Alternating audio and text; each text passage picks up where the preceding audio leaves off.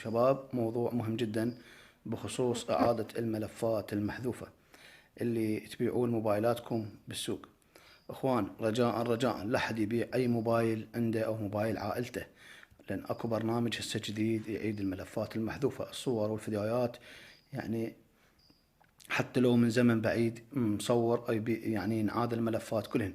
فهسه راح اراويكم البرنامج شلون يعيد الملفات المحذوفة.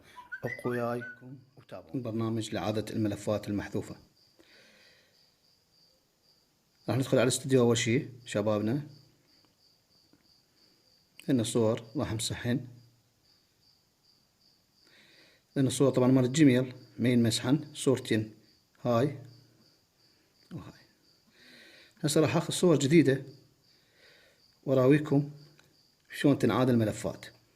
راح الزم هذا الريموت بيدي واخذ له صورة، اخذ لهم صورة ثانية.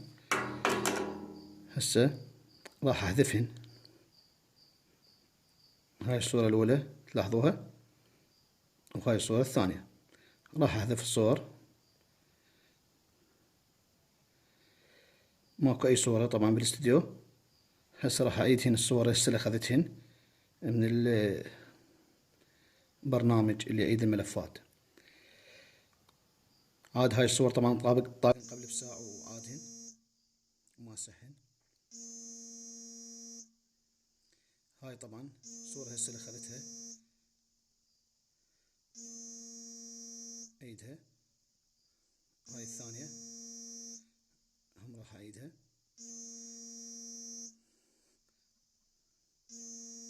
نروح على الاستديو، هذا الاستديو. هاي انعادت الصور، شوفوا هاي الصورتين عادت. فاخوان، الحذر من بيع موبايلاتكم اللي ماخذين بيها صور عائلية وبيع موبايلات عائلتكم، لان اكو ناس ما تخاف الله وتعيد الملفات وتنشر صوركم. وارجو مشاركة الفيديو على نطاق واسع، ولكم الاجر والثواب. ولا حد يقول لي راح افرمت الموبايل ورا ما فرمته ما ينعاد. لا حقي، حتى لو تفرمت الموبايل راح تنعاد الصور، حتى لو تفرمته راح تنعاد الصور نفس